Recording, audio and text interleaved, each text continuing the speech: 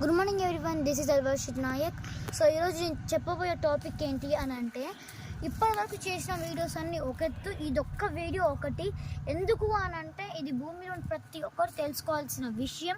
ఆ విషయం ఏంటి అని అంటే, మనం ఈ భూమి పట్టినప్పటి నుంచి మన మనుషుల జాతి ఫస్ట్ ఒక జీవి నుంచి ఒక జీవి లాగా మనం పుట్టుకొచ్చినప్పటి నుంచి మనం చాలా స్వతంత్రంగా బతుకుతున్నామని అందరూ అనుకుంటున్నారు. కానీ మనం ఒక టైం లూప్లో ఉన్నామనిపిస్తుంది.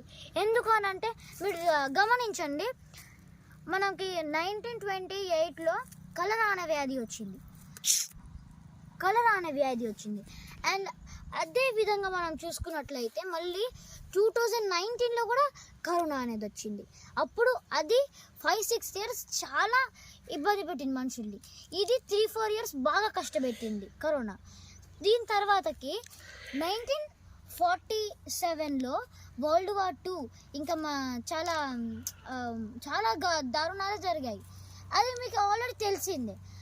వరల్డ్ వార్ 2 అని ఇది చాలా జరిగాయి. అండ్ అదేవిధంగా మనం మళ్ళీ చూసుకున్నట్లయితే 2025లో కూడా అహ్మదాబాద్లో ప్లేన్ క్రాష్, అండ్ మనకి తాజ్మహల్లో చీలికలు రావడం, ఇంకా చాలా జరుగుతున్నాయి. సో దీన్ని పట్టుకొని మనం చూసుకోవచ్చు, మనం ఒక టైం లూప్లో ఉన్నాం. అంటే ఆల్రెడీ అయిపోయిన దాన్ని మనం మళ్ళీ కూడా ఇది చేస్తున్నాం. అంటే మన ఫోన్ ఖరాబ్ అయిపోతే, మన మొబైల్ ఖరాబ్ అయిపోతే మనం మళ్ళీ రీస్టార్ట్ చేసుకున్నట్టు మనం మళ్ళీ రీస్టార్ట్ అవుతూనే ఉన్నామని అనిపిస్తుంది. అలాగే ఇప్పుడు మనం చూసుకున్నట్లయితే అప్పుడులో డైనోసార్ కాలంలో ఒక చాలా అంటే మనకి సముద్రాలలో చాలా పెద్ద అంటే పాములు కానీ లేకపోతే చాలా పెద్ద క్రియేచర్స్ కానీ అవన్నీ ఉండేవి. ఆ క్రియేచర్స్ అన్నీ కూడా అప్పుడు ఉండేవి. అండ్ ఇప్పుడు కూడా మనకి 2025లో చాలా న్యూసెస్ వస్తున్నాయి. పసిఫిక్ ఓషన్లో సముద్రంలో అలలు చాలా బాగా వస్తున్నాయి. అండ్ మనకి చాలా మనకి గూడ్స్ ఉంటుంది కదా, లైక్ బోట్స్ పెద్దవి అట్లాంటివి కూడా అన్నీ మునిగిపోతున్నాయి. మనకి పసిఫిక్ ఓషన్లో ఉన్న అలలను చూసి ఇంత ముందులలో అబ్డామల్ ప్లేట్స్ ఏమో కొంచెం స్లోగా ఉండేవి, ఇప్పుడేమో బాగా ఎక్కువయ్యాయి. అండ్ మనకి మన కేరళలో ఉన్న సముద్రము దూరం ఉండేది దగ్గరకు వస్తుంది వాటర్. సో అసలుకి సముద్రంలో కూడా ఏం జరుగుతుంది, అప్పుడు అయినట్టు ఇప్పుడు ఏం జరుగుతుందో. అండ్ ఇంకోటి చూసుకున్నట్లయితే క్యాలెండర్ అసలుకి మనం 13 months ఉండేవి, కానీ 12 months కింద చేసేసారు. సెప్ట్ అంటే 7, కానీ మనకి 9th monthలో ఉంది. అక్ట్ అంటే 8, కానీ మనకి 10th monthలో ఉంది. సో మీరు ఇక్కడ చూడవచ్చు ఎందుకు చేంజ్ చేసేసారు. మీకు ఇప్పుడు అంటే మనకన్నా ముందు తరాలు ఉన్న లైక్ మన తాత ముత్తాతలు పూర్వీకులు మన నుంచి ఏదో ఒకటి సీక్రెట్ దాచి పెట్టారు అని అయితే నేనైతే అనుకుంటున్నాను. సో దాని తర్వాత మనకి క్యాలెండర్ కూడా, దాని తర్వాతకి సైంటిస్టులు కూడా అంటే మనకి ఒక వ్యక్తి నీళ్ళతో తయారైన ఒక కార్ని తయారు చేశారు, కానీ అతన్ని ఒక హోటల్ రూమ్లో చచ్చిపడున్నారు. రీజన్ అన్వాంటెడ్, అంటే ఎవరికి తెలియదు. నెక్స్ట్ మనకి క్యాన్సర్కి విరుగుడు మందు ఒకటి తయారు చేశారు. ఎవరు నాకు ఎగ్జాక్ట్లీగా తెలియదు వాళ్ళు ఎవరు, బట్ నేనైతే రీసెర్చ్ చేసినప్పుడు ఇంత మాత్రమే నాకు తెలిసింది. అతను మనకి అన్వాంటెడ్గా చనిపోయారు వాళ్ళ ఇంట్లోనే. మనకి ఇక్కడ ఉంటాయి కదా, ఇక్కడ నుంచి ఇలా కట్ చేసి చంపేశారు. అది రీజన్ ఎవరు చంపారో ఏంటో తెలియట్లేదు. అంటే మనం ఇప్పుడు మన భూమి వరల్డ్ మనకి చేంజ్ అవుతూ వస్తుంది, మనం అభివృద్ధి చెందుతున్నాం, మనం చాలా అంటే సైంటిస్టుల వల్లనే మనం ఇది చేస్తున్నాం అని అనుకుంటున్నారు. కానీ ఆ సైంటిస్టులనే చంపేస్తున్నారు.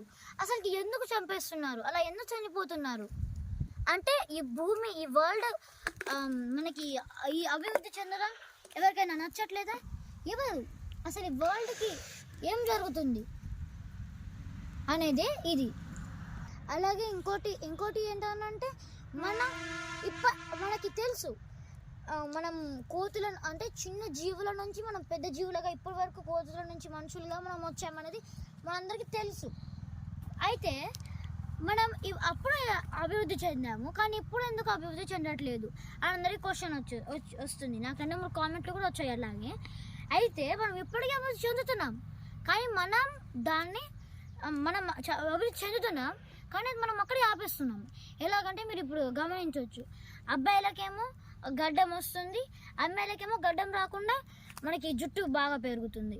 అండ్ మన గోర్లు కత్తిరించకపోతే గోర్లు పెరుగుతున్నాయి, అలా జరుగుతుంది.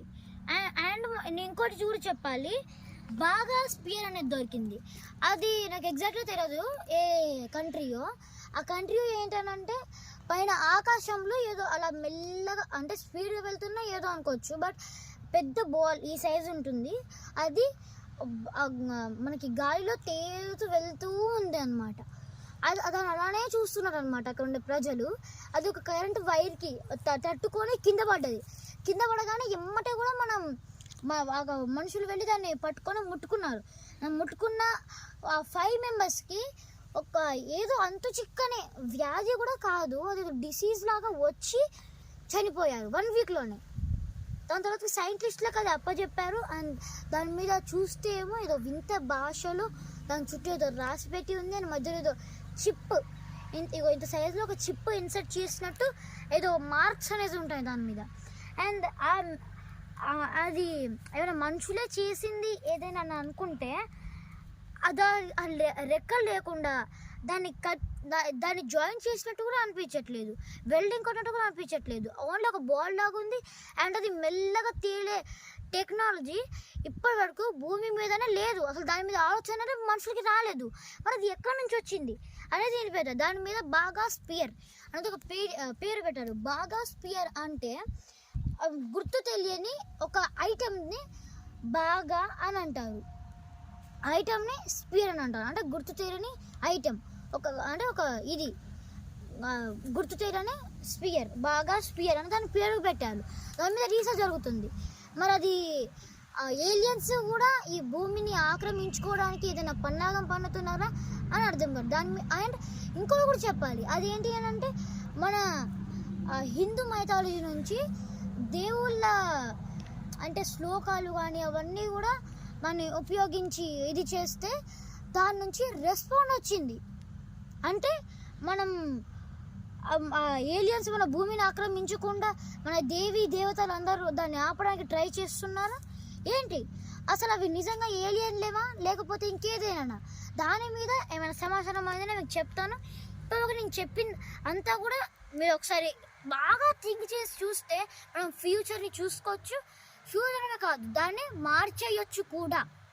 సో దీనిపైన నాకు ఏమైనా సమాచారం దొరికి ఏదైనా ఇది చేయాలని అనుకుంటే నాకు కంపల్సరీగా మీకు నేను వీడియో తీసి పెడతాను. ఇప్పుడు దీన్ని చెప్పిందంతా కూడా దాని మీద కూడా నేను రీసెర్చ్ చేస్తా, మంచిగా రీసెర్చ్ చేసి మీకు చెప్తాను. అండ్ విత్ ప్రూఫ్తో పాటుగా నేనైతే మీకు చూపించడం అయితే జరుగుతుంది. దాని మీద రీసెర్చ్ నేను చేస్తూనే ఉన్నాను. నేనే కాదు, ఈ భూమిలో ఉన్న ప్రతి ఒక్కరిది కూడా దాని మీద చేస్తూనే ఉన్నారు. మన హిందూ మైథాలజీ అండ్ ప్రతి ఒక్క దాని నుంచి దానికి రెస్పాండ్ వస్తుంది. అంటే మన దేవతలు మన భూమిని కాపాడుతున్నారు అనేది ఈజీగా అర్థం. మనకి పాస్ట్ 30 ఏళ్ళలో జరిగిందంతా కూడా, అంటే పాస్ట్ 30 ఏళ్ళనే కాదు చాలా ఇయర్స్గా జరుగుతుందంతా కూడా మనకి రీస్టార్ట్ అవుతుంది. అండ్ ఇప్పుడు మన ఫ్యూచర్ని మనం చూసుకోవచ్చు, మన కళ్ళ ముందే ఉంది, మనం చూసుకోవచ్చు. కొంచెం థింక్ చేసి చూడాలి. మనకి ఒక 30-40 ఇయర్స్ ముందు ఏం జరుగుతుందో కూడా మనకి కనిపిస్తుంది ఈజీగా, అది మనం మార్చేయచ్చు కూడా. సో ఇది ఇప్పుడు మనం ఒక టైం లూప్లో ఉన్నామని మనకి క్లియర్గా అర్థమవుతుంది. అండ్ మన ఫ్యూచర్ని మనం చూసుకోవచ్చు. అండ్ మనకి మొన్న బ్లడ్ మూన్ అనేది వచ్చింది. ఆ బ్లడ్ మూన్ ఎందుకు అంటే మనకి చాలా ఇయర్స్ ముందు వచ్చింది. అండ్ మొన్న కూడా అది 7 ఇయర్స్కి ఒకటిసారి వస్తుంది అని చెప్తారు, కానీ 7 ఇయర్స్ కాదు, అది ఇప్పటి నుంచి ఎగ్జాక్ట్లీ 52 ఇయర్స్ ముందు వచ్చింది. అది 52 ఇయర్స్ ముందు వచ్చింది. అండ్ ఇప్పుడు కూడా వచ్చింది. అండ్ యాజ్ ఇట్ ఈస్గా అప్పుడు ఏం జరిగిందో ఇప్పుడు కూడా జరుగుతుంది. సెప్టెంబర్ 21కి సూర్యగ్రహణం. అండ్ మనకి డిసెంబర్ ఏదో డేట్కి తెలియదు, అంటే నాకు ఎగ్జాక్ట్లీ తెలియదు. అప్పుడు నక్షత్రాలన్నీ కూడా ఇలా వెళ్తూ ఉంటాయి. అది మనం 24 డేస్ వరకు చూడవచ్చు. వెళ్తూ ఉంటాయి అన్నమాట. అది కూడా చూడొచ్చు. సో ఇట్లాంటివన్నీ కూడా మనకి పాస్ట్లో జరిగినవే మళ్ళీ జరుగుతున్నాయి. ఎందుకు కొంచెం మనం రీసెర్చ్ చేసి చూద్దాం. సో నేను ఇదంతా కూడా రీసెర్చ్ చేసి మీకు చూపించి విత్ ప్రూఫ్స్ తోటి మీకు చూపించడమే నా బాధ్యత. ఇంకా 30 ఏళ్ళ తర్వాత, అంటే 30 ఏళ్ళని కాదు, ఫ్యూచర్ మీద ఇంకేం జరగబోతుంది ఆ మొత్తం కూడా నేను రీసెర్చ్ చేసి మీకు చెప్పబోతున్నాను. సో ఇట్లు మీ ఎల్వర్షిన్ నాయక్. Bye by.